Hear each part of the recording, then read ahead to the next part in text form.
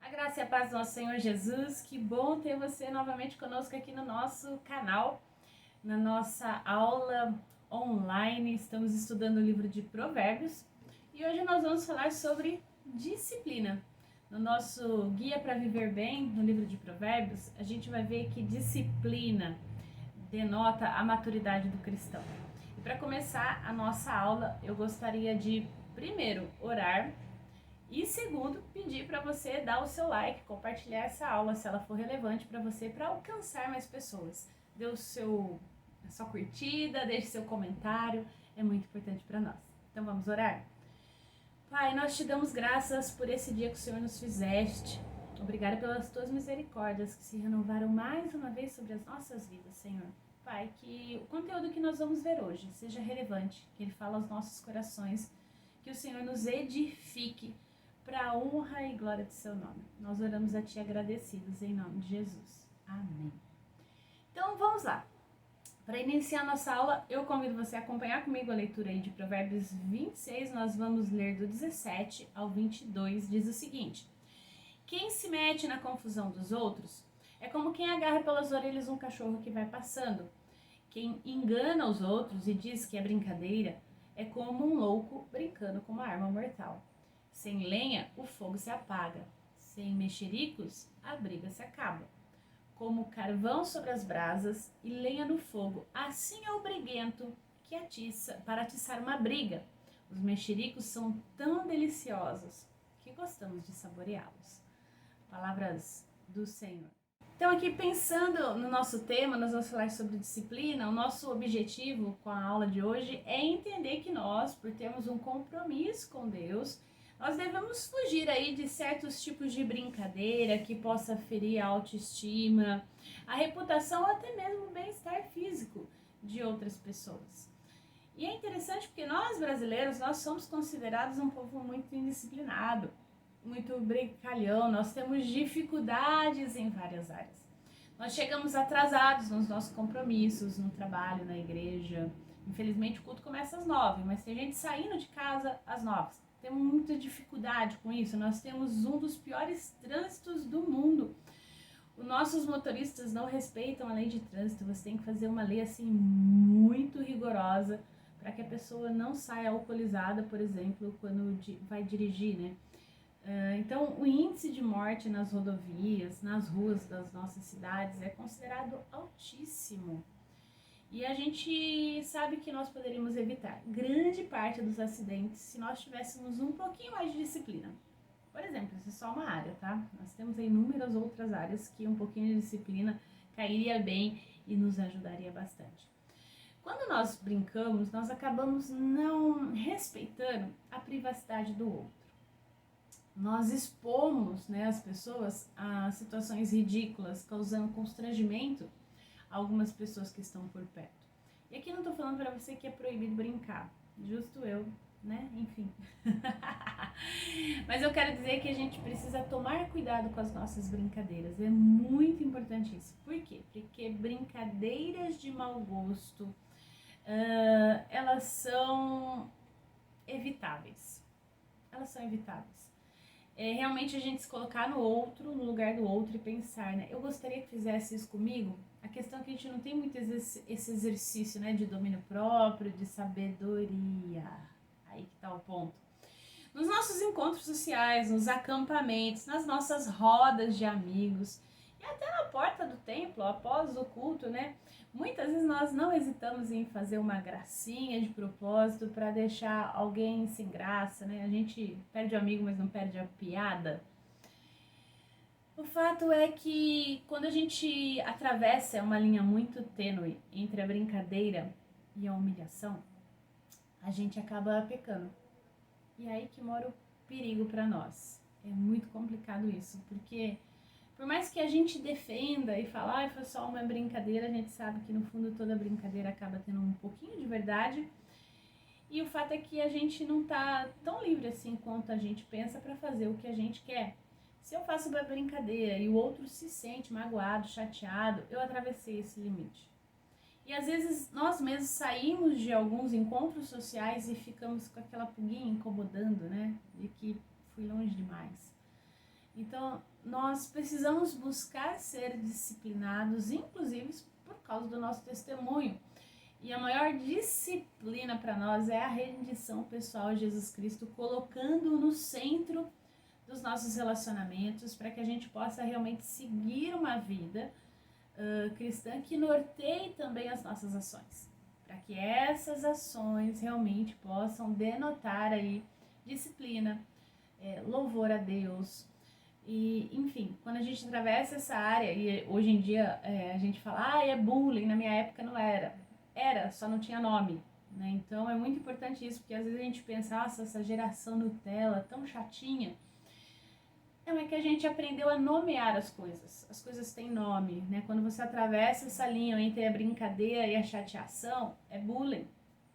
Machucou o outro, o que você falou, então talvez não seja mais tão interessante, tão legal, não seja uma piada, então seja melhor parar.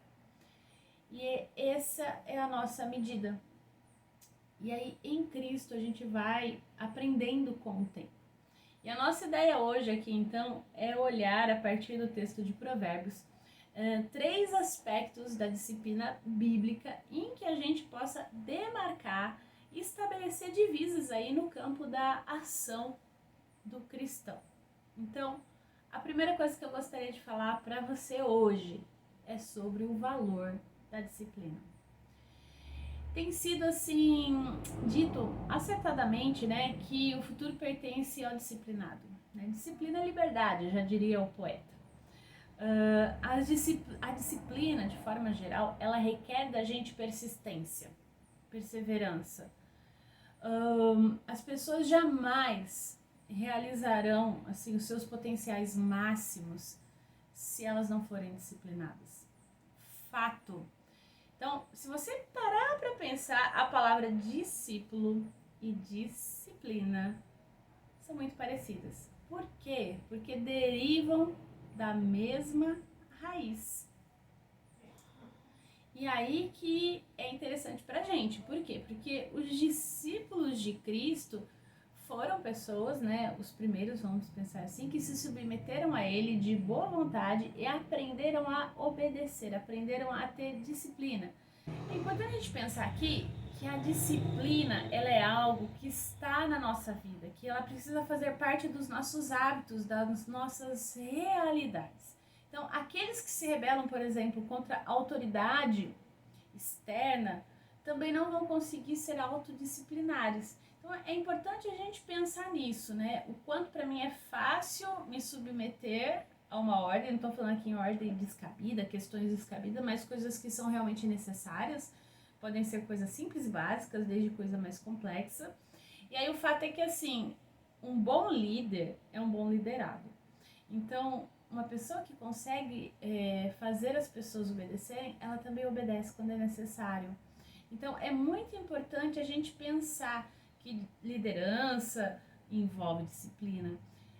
É fácil isso, mas a minha vida, mesmo que eu não seja um líder na minha comunidade, ou na minha casa, ou no meu trabalho, a disciplina vai me trazer coisas boas, vai me fazer bem. Então, é muito importante a gente pensar sobre isso. Por quê? Porque eu só consigo então ser disciplinado se eu conseguir me submeter a disciplinas externas. E aí entra a questão da fé, porque eu me submeter a Cristo, a ter então, permitir que o Espírito Santo controle o meu temperamento, a minha fala, tudo aquilo que eu sou e como eu sou, envolve também disciplina. Autocontrole envolve disciplina. E a gente sabe que a Bíblia diz que domínio próprio é um fruto do Espírito. Então, eu tenho que permitir também que Deus opere no meu coração para que eu possa fazer grandes coisas. Provérbios 31, de 10 a 15, exalta o valor da mulher virtuosa. Esse texto aí é clássico, né? Agora que a gente está entrando aí no mês de março, mês da mulher. E aí, se você prestar atenção lá, o que mais fala lá dessa mulher, o que é? Disciplina. Fala de organização, de como ela consegue cumprir as suas obrigações, não porque ela é alguém que obedece de forma simples e singela. Não, ela é disciplinada. Ela consegue colocar em ordem as suas coisas, as suas rotinas, para que em tudo ela seja bem sucedida. Então, a disciplina, ela traz para a gente benefícios. Haja visto, por exemplo, uma pessoa que precisa controlar, por exemplo, a glicemia no sangue. A gente sabe que glicemia, regime, dieta, essas coisas é o quê? É disciplina. Eu controlar o que eu como eu como, e se eu fizer isso de uma forma correta, a longo prazo eu vou colher os frutos, eu vou conseguir ter o quê? Uma vida melhor, eu estar mais disposta. Então, seja nas nossas atividades cotidianas, caseiras, de trabalho, no caso, por exemplo, da mulher de Provérbios 31, ou seja, na minha saúde, eu vou colher grandes coisas. E aí entra a questão da espiritualidade. Quando a gente pensa no valor da disciplina, e a gente sempre fala das disciplinas espirituais, funciona da mesma forma, né? Eu me disciplinar a manter uma rotina de oração, de jejum, de leitura bíblica, de participação nas atividades da igreja, isso vai me ajudar a ser uma pessoa melhor, mais organizada. Então, é muito importante isso, né? A disciplina.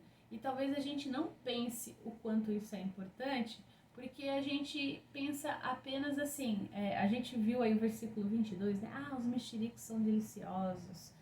Mas se você vê os alertas que faz para disciplina, para você não se meter em briga, para você evitar discussão, né? Por mais que isso possa parecer bom, a longo prazo é ruim. A gente sabe que os relacionamentos humanos são quebrados. Então entra aí a questão da disciplina. Segundo, além do valor da disciplina, o caráter da disciplina. Então, há duas formas de disciplina. A primeira é a da imposição. Isso é, ditar a ordem social e fazer com que seja cumprida a força. E aí esse é o método totalitário. A gente não dá para aceitar isso porque ele é artificial, ele não brota do íntimo do nosso ser e não dá, né? E tem um segundo método que é o quê? O disciplinar interior. É o quê? É eu fazer a disciplina evoluir de dentro para fora. E esse é um método realmente que nos torna livres, que é o que Deus exalta que a gente faça também. Então, um dos ingredientes mais negligenciados pelos cristãos está no relacionamento, por exemplo, na questão das brincadeiras de mau gosto, que eu falei no início da nossa mensagem. Então, brincar é saudável, porque alivia a tensão, diminui a tristeza, alegra o ambiente, traz sabor à vida. Fato!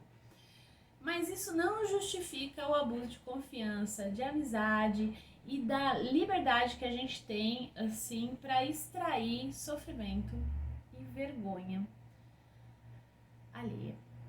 Pode ser motivo de alegria pra gente, mas para outra pessoa não é. E aí entra a questão da disciplina para que a gente possa aprender a respeitar os limites. E aí, quais são as brincadeiras que a gente poderia evitar pensando nisso? Já que a disciplina é importante, ela tem um valor, ela também nesse sentido, ela tem um caráter. O tipo de brincadeira que eu faço denota o caráter da minha disciplina, se ela é interior ou se ela é exterior, e como Deus trabalha comigo. Então vamos pensar. Primeiro, brincadeira com coisas santas. Uma coisa é ter alegria, é ter bom humor na casa de Deus. Outra muito diferente é profanar o que é santo, desrespeitando o nome de Deus. Então, no meio evangélico tem circulado, por exemplo, piada com coisas de Deus, com quanto assim, com ar inocente. O fato é que é melhor não brincar com as coisas sagradas. Segundo, brincadeiras que afetam a moral e a dignidade do outro. A pessoa que ferir a dignidade do outro, ela está maculando alguém feito à imagem e semelhança de Deus. Ou seja, está dando um mau testemunho, um péssimo testemunho.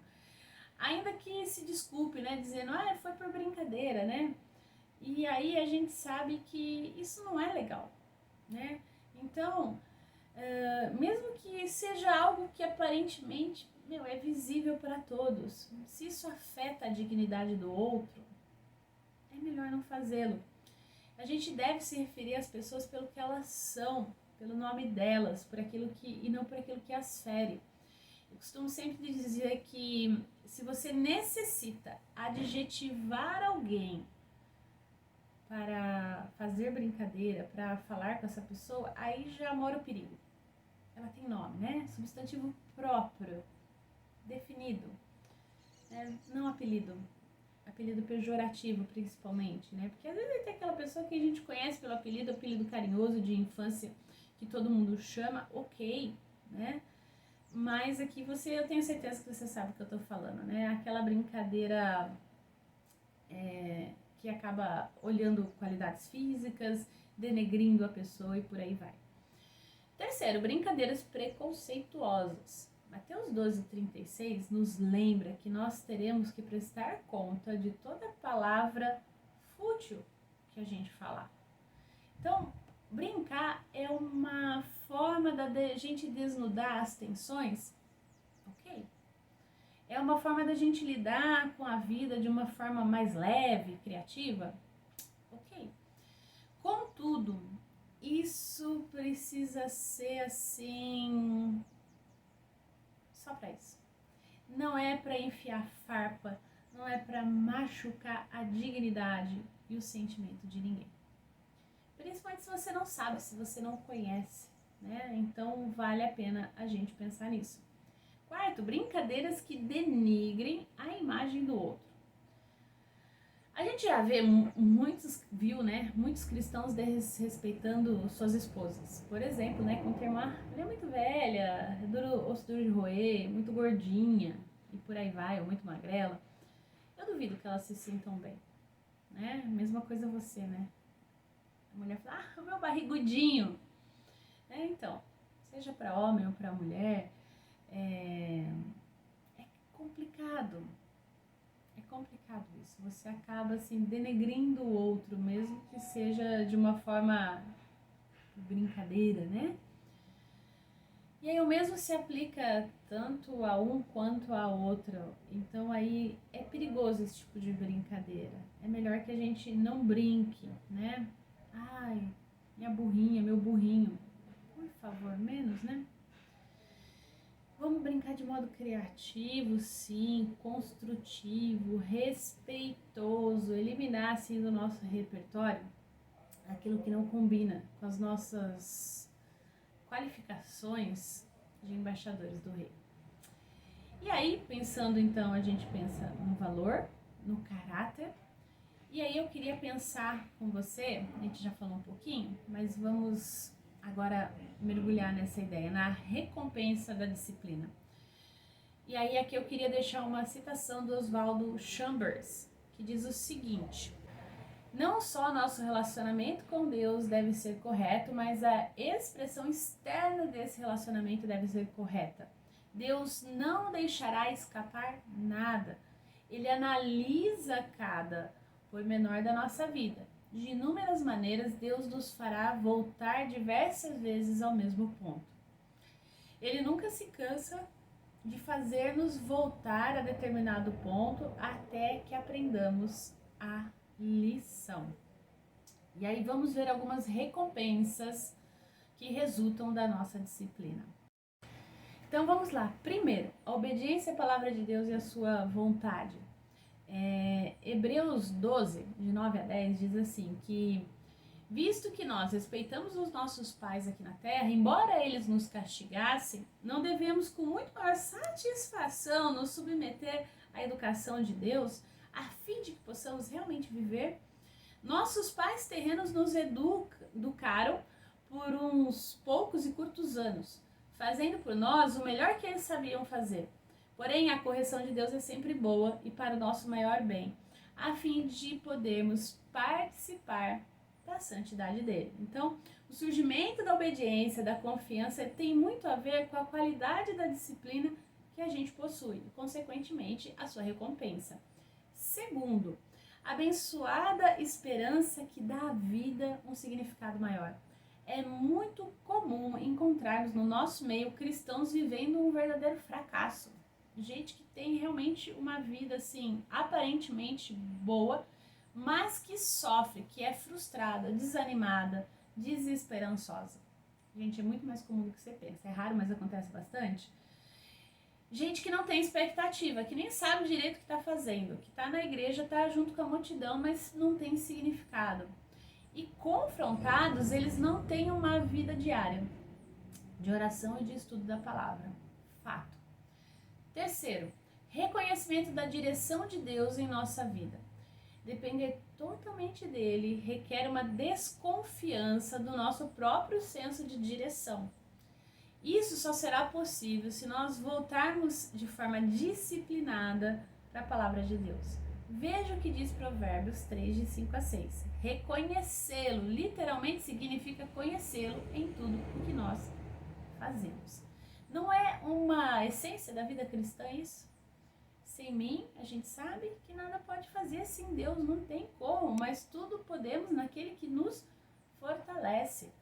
Quais são as dúvidas que você está tentando enfrentar agora, que você precisa da orientação de Deus?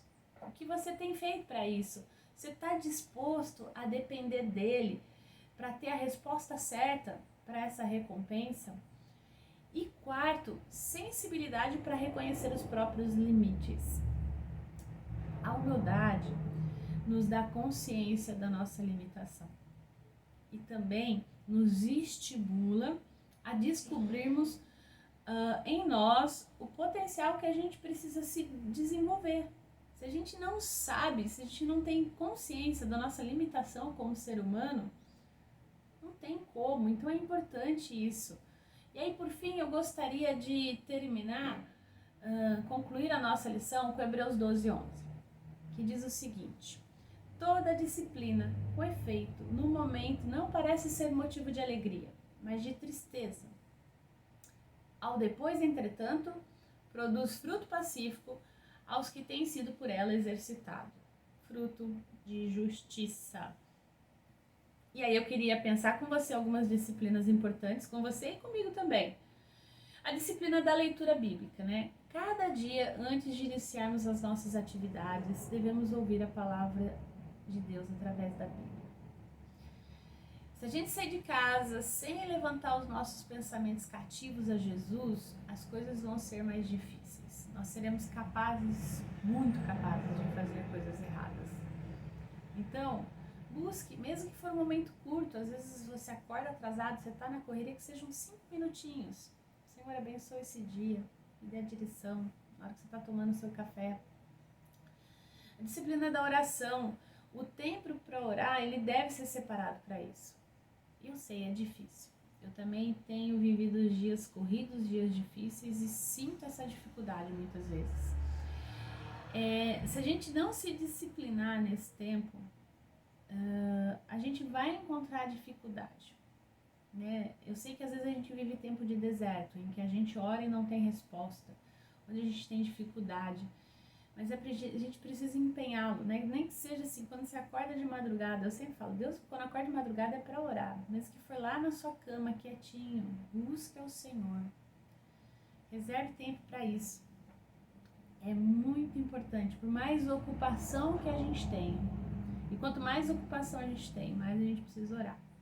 Vide Jesus no seu ministério. Já dizia Martinho Lutero também. A disciplina do silêncio. E aí aqui é um grande desafio pra gente, porque o silêncio ele é importante para a nossa vida física e espiritual. Nas horas devocionais ele é importante. O cristão precisa de silêncio. Buscar, pensar nas coisas do dia, silenciar as suas vozes da cabeça, porque é como a gente leu aí, né? Quem se mete na discussão dos outros é como quem agarra pelas orelhas um cachorro que vai passando, né? Às vezes é melhor não falar nada, silenciar. Aquele que engana os outros acha que é brincadeira. E o fato é o seguinte: se eu aprendo a manter silêncio, sem lenha o fogo se apaga, sem mexerico a briga se acaba. Às vezes a gente acaba falando demais, a gente joga mais combustível nas brigas, nas discussões, nas dificuldades da vida. Então, preze por momentos de silêncio, né? Tente, de repente, no ano, ter um dia de silêncio, ou metade de um dia, né? É um convite aí à solitude também, né? Que é ter um momento de pensamento seu, você e Deus. E E depois a disciplina da pontualidade. Essa é desafiadora. Particularmente, essa é a que eu tenho mais facilidade. A pessoa acelerada, né, geralmente chega cedo. Mas eu sei de muita gente que tem muita dificuldade aí com o relógio. Stanley Jones diz que já vi muitas vezes em paredes a seguinte frase: seja pontual, mas nunca vi tanta falta de pontualidade. Disciplinar o tempo faz parte da vida cristã. Nós somos aqueles e aquelas que foram chamados para remir o nosso tempo, para administrá-lo com sabedoria. E para isso é necessária disciplina. Que Deus te abençoe, que Deus te fortaleça, que Deus te dê sabedoria nesse sentido, para que você possa aí disciplinar a sua vida, as suas demandas, para que Deus te abençoe com disciplina, com sabedoria. Até a próxima aula, se Deus quiser, ou se Jesus não voltar antes. Até lá!